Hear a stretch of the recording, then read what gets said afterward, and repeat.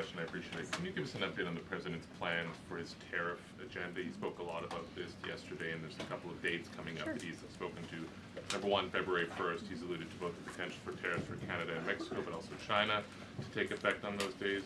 What's he thinking about that?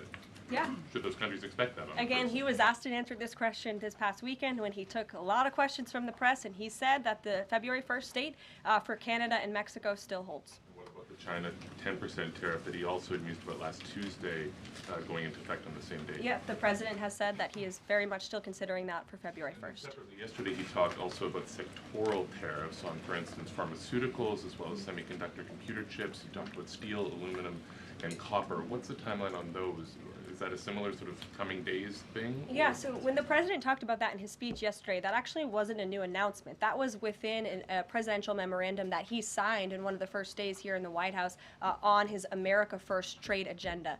So there's more details on those tariffs in there. As far as a date, I don't have a specific date to read out to you, but the president is committed to implementing tariffs effectively, just like he did in his first term. And finally, he also was asked on the plane when he gaggled about the potential for a universal tariff. He was asked maybe about 2.5%. There was a report about that. He said he wanted much bigger than that. Should we understand that these tariffs would add up?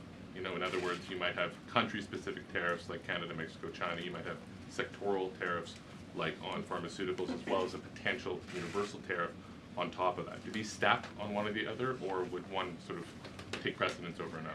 All I can point you to is what the president has said on this front. The February 1st date for Canada and Mexico, also the China tariff that he has discussed. He rejected the 2.5% tariff. He said that was a little bit too low. He wants it to be higher. I'll leave it to him to make any decisions on that front. Yeah.